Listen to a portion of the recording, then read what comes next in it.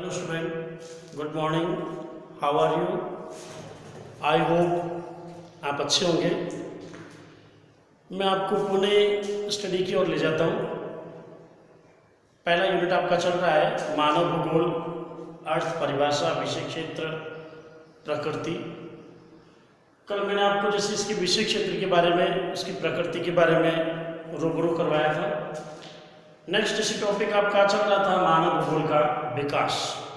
तो मैं आपको आज इसके विकास के बारे में बताता हूँ कि इसका विकास यानी कब कब हुआ। तो मानव भूगोल का विकास, मानव भूगोल का विकास, मानव भूगोल के विकास को अध्ययन की दृष्टि से 3 भागों के अंतर्गत बांटा है सुविधा अनुसार। पहला इसका प्राचीन काल,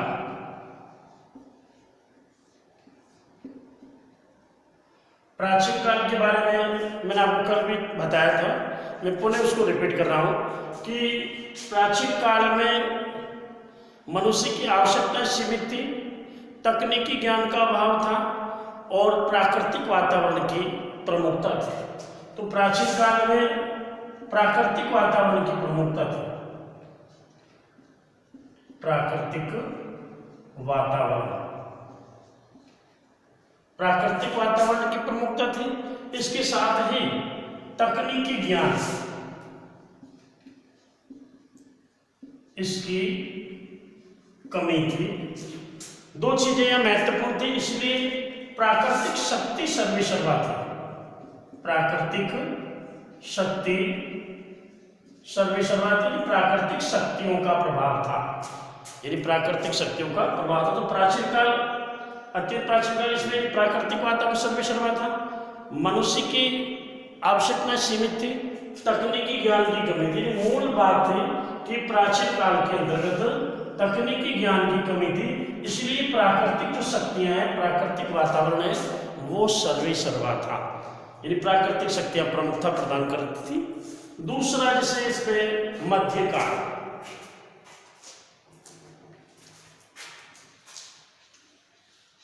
मध्यकाल,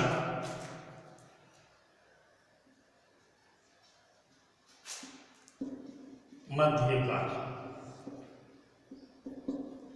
मध्यकाल इसे हम खोज और अनुसंधानों का काल कह सकते हैं।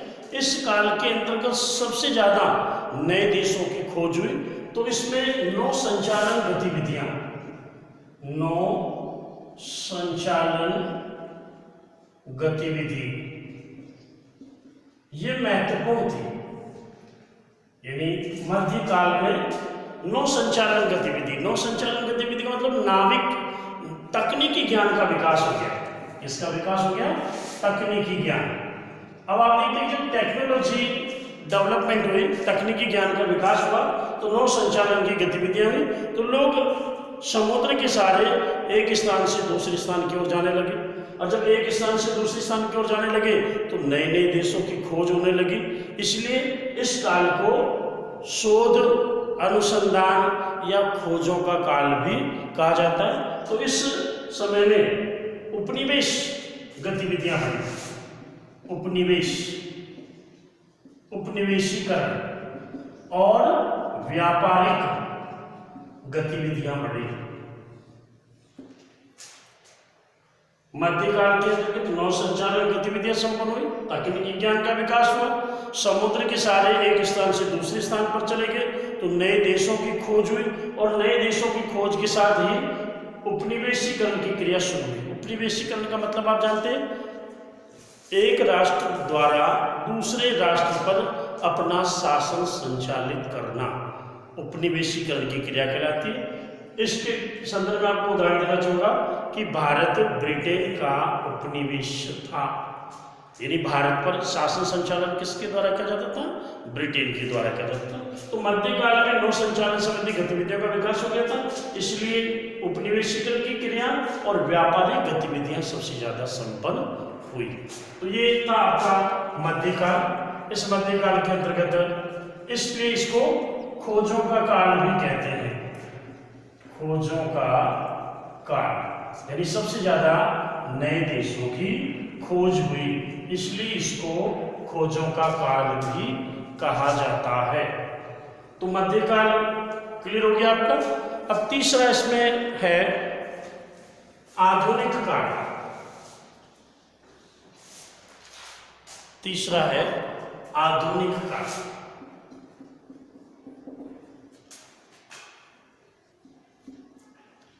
आधुनिक काल,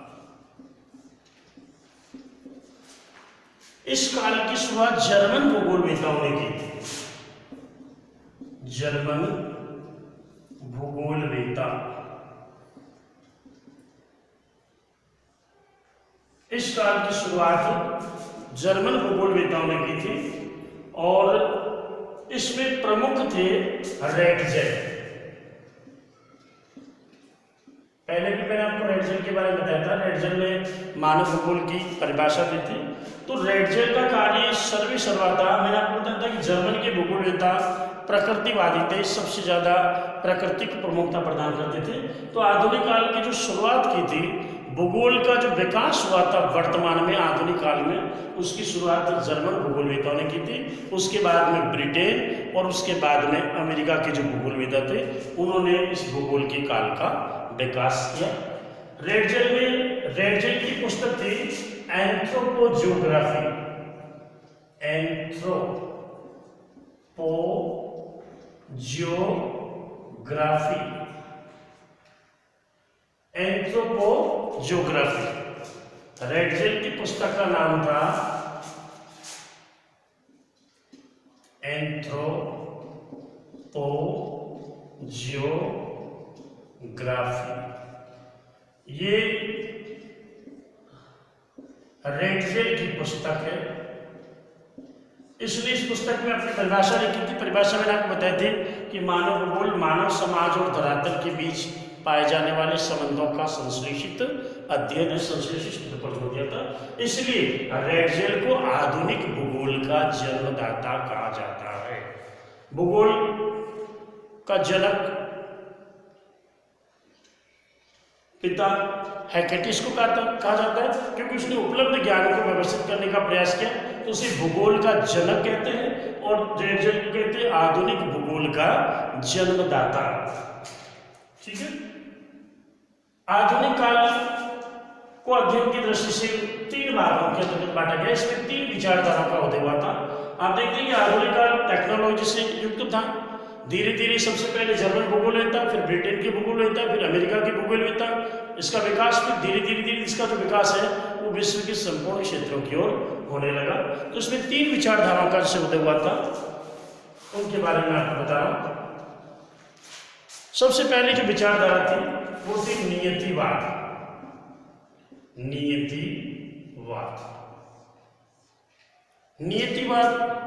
इस नियतिवाद को प्रकृतिवाद भी कह सकते हैं, इसको हम निश्चयवाद भी कहते हैं। अब आप देखते हैं कि नियतिवाद, प्रकृतिवाद, निश्चयवाद एक ही बात है। तो आपको ध्यान रखना है कि निश्चयवाद है, इसमें सर्वे सर्वा कौन है? प्रकृति है। यानी ये रेटजेल में नीतिवाद विचारधारा के प्रवर्तक थे। इन्होंने बताया कि प्रकृति ही सर्वे सर्वा है, मानव का स्थान गौण है। तो वो विचारधारा कहलाए, यानी प्राकृतिक वातावरण का मानव के क्रियाकलापों पर अहम भूमिका होती है। अर्थात मानव के जितने भी क्रियाकलाप हैं वो प्रकृति के द्वारा प्रभावित होते हैं। तो ये विचारधारा कहलाई नियतिवाद। नियतिवाद के समर्थक थे जर्मन भूगोलवेत्ता रेटजेल। नीतिवाद के भूगोलवेत्ता कौन थे? रेटजेल थे। अर्थात इसमें निश्चयवाद, प्रकृति सर्वे सर्वा है और मानव का स्थान गौण है। प्रकृति सर्वे सर्वा, प्रकृति सर्वे सर्वा है, मनुष्य का स्थान इसमें गौण है। तो ये विचारधारा कहलाए आपकी नियतिवाद, प्रकृतिवाद या निश्चयवाद। तो इसमें प्राकृतिक शक्तियां प्रमुख थी, सूर्य, चंद्रमा, जल, इनको देवी देवता का रूप माना जाता था, देवी देवता मानकर इनकी उपासना की जाती थी। सर्वे सर्वा प्रकृति थी, मनुष्य अपने आप को प्रकृति के अनुसार ढालता था। जितनी भी जैसे घटनाएं घटित होती, मनुष्य उसे प्रकृति का उपहार मानकर स्वीकार करता था, उसमें कोई परिवर्तन नहीं करता था। तो ये विचारधारा कहलाई नियतिवाद। दूसरी विचारधारा थी संभववाद। दूसरी विचारधारा थी संभववाद। जैसा इसके नाम से स्पष्ट है, संभव अर्थात सर्वत्र संभावनाएं हैं, मानव प्रकृति में परिवर्तन कर सकता है। इस संभववाद को हम कह सकते हैं चयन।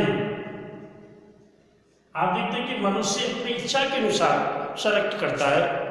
एक विद्यार्थी सीनियर पास आउट के बाद वो अपनी इच्छा के अनुसार सब्जेक्ट का चयन करता है। 10th पास होने के पश्चात में एक विद्यार्थी अपनी इच्छा अनुसार सब्जेक्ट का चयन करता है, उसे स्वतंत्रता होती है, वो चाहे जिस सेक्टर के अंतर्गत जा सकता है। तो ये जो संभववाद है वो संभववाद भी चयन से रिलेटेड है। तो संभववाद के प्रवर्तक थे प्रवर्तक थे फेब्रे। संभववाद के प्रवर्तक थे फेब्रे। फेब्रे ने लिखा कि सर्वत्र संभावनाएं हैं, सर्वत्र संभावनाएं हैं, सर्वत्र संभावनाएं हैं, मानव प्रकृति में परिवर्तन कर सकता है, मानव प्रकृति में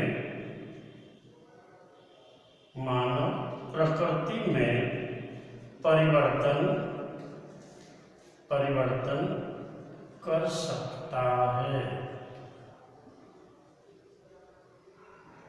फिर स्टूडेंट, संभववाद विचारधारा जो मैंने आपको पहले बताया कि चयन से रिलेटेड है, आप स्वतंत्र हैं, यानी यह फेब्रे ने बताया कि सर्वत्र संभावनाएं हैं, मानव प्रकृति में परिवर्तन कर सकता है। अर्थात यहाँ इस संभववाद जो विचारधारा है, इस विचारधारा में सर्वे सर्वा कौन है? मानव है। यहाँ प्रकृति थी और यहाँ सर्वे सर्वा मानव, सर्वे सर्वा। नियतिवाद में सर्वे सर्वा प्रकृति है और संभववाद में सर्वे सर्वा मानव है। क्योंकि मानव के पास स्वतंत्रता है, मानव अपनी इच्छा के अनुसार प्रकृति का चयन कर सकता है, प्रकृति में परिवर्तन कर सकता है। इसका उदाहरण आप देखते हैं कि मनुष्य ने पंखा बना लिया, पुल का निर्माण कर लिया, पहाड़ों को खोद के सुरंग निकाल ली, जमीन के अंदर जैसे मेट्रो चला दी, आकाश में वायुयान चला दी। तो ये कार्य किसने किया? मनुष्य ने किया। मनुष्य पहले प्रकृति पर निर्भर था, प्रकृति जैसा चाहती थी वैसे, लेकिन जो जो तकनीक का विकास हुआ, स्वाभाविक है कि मनुष्य ने प्रकृति में क्या कर दिया? परिवर्तन कर दिया।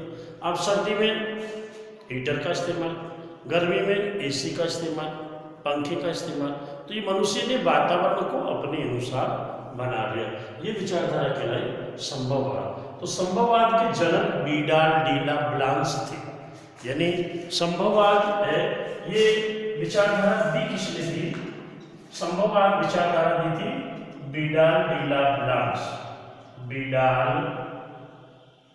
डी ला ब्लांस, यानी ये विचारधारा दी थी बीडाल डी ला ब्लांस ने, लेकिन इसको आगे कन्वर्ट किया था, संचलन किया था, प्रवर्तन किया था, वो थे फेब्रे, जिन्होंने कहा कि सर्वत्र संभावनाएं हैं, मानव प्रकृति में परिवर्तन कर सकता है।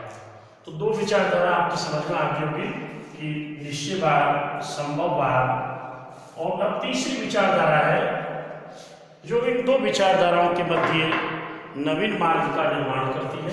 और तीसरी जो इसमें विचारधारा थी वो थी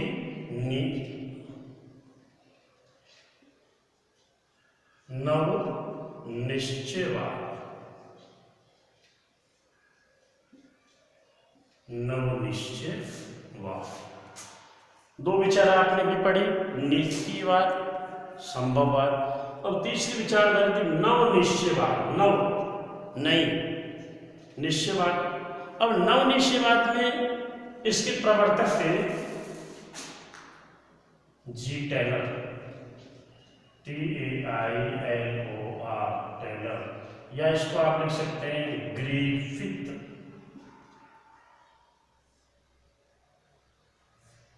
टेलर।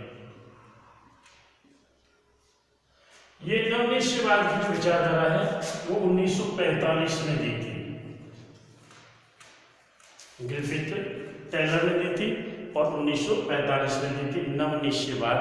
एक नंबर का क्वेश्चन पूछा जाता है कि नवनिश्चय विचारधारा कब और किसने दी, तो ग्रिफिथ टेलर ने 1945 में। ये अमेरिका के थे, कहाँ के थे, अमेरिका।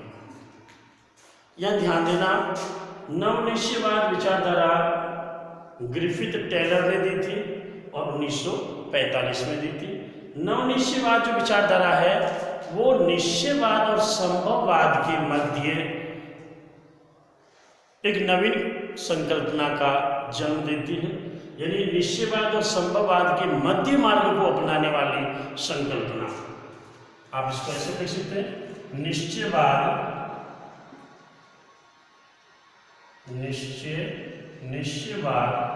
व संभववाद के मध्य मार्ग, निश्चयवाद व संभववाद के मध्य मार्ग को अपनाने वाली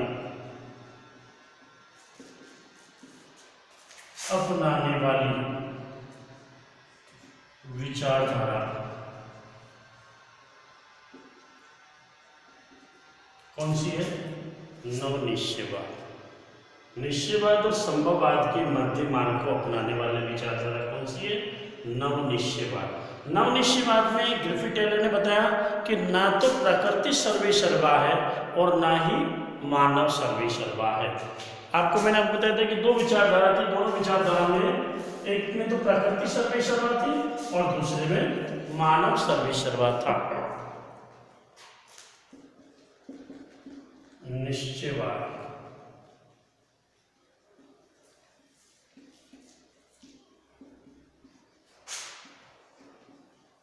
संभववाद,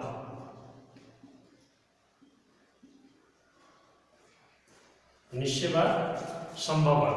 अब यहाँ ध्यान देना कि निश्चयवाद में प्रकृति सर्वेसर्वा है और संभववाद में मानव सर्वेसर्वा है। नवनिश्चयवाद इसके मध्य मार्ग को अपनाती है, तो इसने क्या बताया कि न तो प्रकृति सर्वेसर्वा है और ना ही मानव सर्वेसर्वा है। मानव प्रकृति के सहयोग से प्रकृति में परिवर्तन करता है, यानी मानव प्रकृति के सहयोग से प्रकृति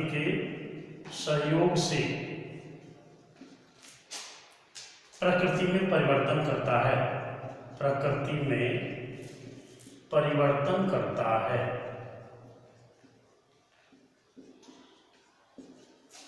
समझ में आ गया होगा, यानी मानव प्रकृति के सहयोग से प्रकृति में परिवर्तन कर सकता है, अर्थात प्रकृति सर्वेसर्वा नहीं है और ना ही यहाँ पे मानव सर्वेसर्वा है। यहाँ आपने देखा कि प्रकृति सर्वेसर्वा है या मानव सर्वेसर्वा, मानव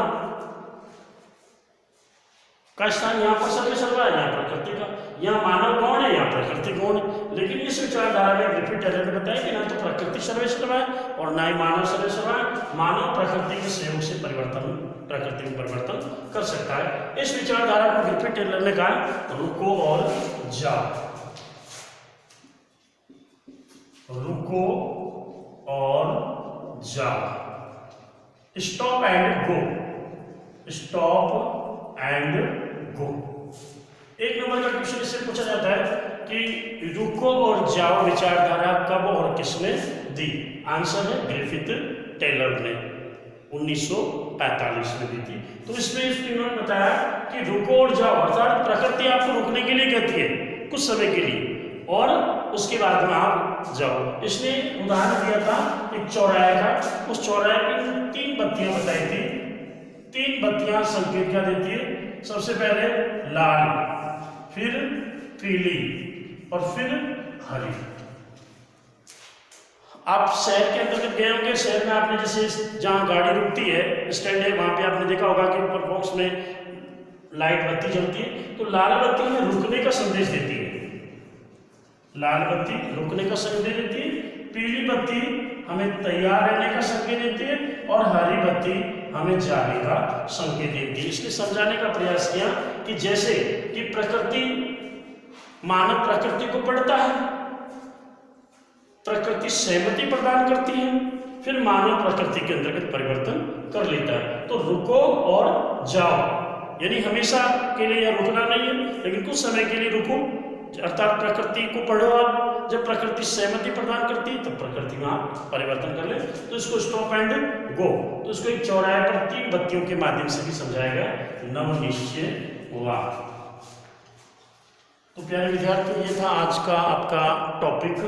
इसके अंतर्गत मैंने आपको मानव भूगोल का अर्थ, परिभाषा, प्रकृति, विषय क्षेत्र, मानव भूगोल का जो विकास के अंतर्गत में जो विचारधाराएं थी, उन सभी विचारधाराओं के बारे में आपको बताया था। तो ये आज का आपका टॉपिक फिनिश है। मैं आपको इससे रिलेटेड जैसे कोई क्वेश्चन किस टाइप में आते हैं, उन क्वेश्चनों को जैसे मैं आपको बताऊंगा कौन किस टाइप के जैसे क्वेश्चन आते हैं, तो 3-4 जैसे जो क्वेश्चन बनते हैं वो मैं आपको बता रहा हूँ। वैसे आजकल बोर्ड का आप देखते हैं कि रूल कि पहले फिक्स था कि ये इंपॉर्टेंट है इसमें से आएगा, ये इंपॉर्टेंट है इसमें से आएगा, लेकिन वर्तमान में पूरा चैप्टर इंपॉर्टेंट होता है, उसमें से कहीं से भी क्वेश्चन पुटअप किया जा सकता है। तो आप उसको डीपली स्टडी करने का प्रयास करें, तभी आप जैसे पूरे के पूरे अंक ला सकते हैं। तो उसमें क्वेश्चन मैं आपको बताऊँ कि पहला जैसे क्वेश्चन बनता है कि मानव भूगोल का अर्थ एवं परिभाषाएं लिखिए। दूसरा से इसमें से क्वेश्चन बनता है रेटजेल के अनुसार या सैंपल के अनुसार मानव भूगोल को परिभाषित कीजिए। मानव भूगोल को परिभाषित कीजिए।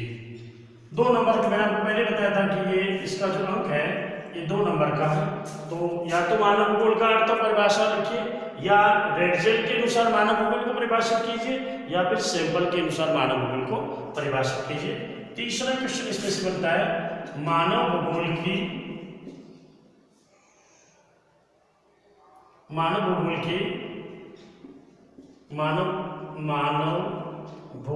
के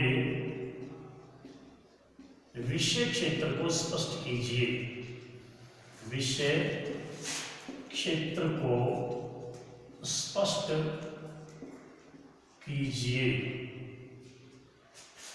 बड़े बड़े क्वेश्चन 3 पूछे जा सकते हैं, 3 इंपॉर्टेंट। इसके अलावा मैंने आपको बताया था कि छोटे छोटे जो क्वेश्चन पूछे जाते हैं, उसमें पूछ दिया कि जैसे रुको और जाओ विचारधारा किसने दी, रुको और जाओ विचारधारा किसने व कब दी, ये क्वेश्चन पढ़ किया जा सकता है।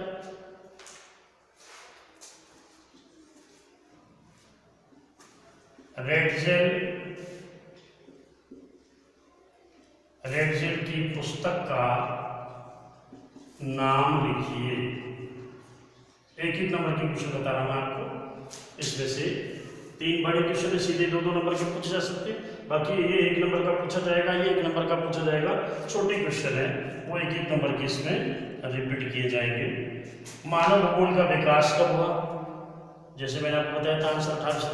भूगोल का जनक किसे कहते हैं, मानव भूगोल का आधुनिक जन्मदाता किसे कहा जाता है, या फिर हिकेटियस को मानव भूगोल का जनक क्यों कहा जाता है, क्यों।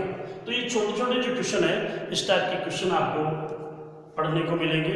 तो आप पूरा टॉपिक को एक बार अच्छे से रीड करिए और उसमें से कहीं से भी क्वेश्चन पुटअप किया जा सकता है। तो आज के लिए आपका इतना ही, कल आपको नेक्स्ट दूसरा टॉपिक पढ़ा जाएगा।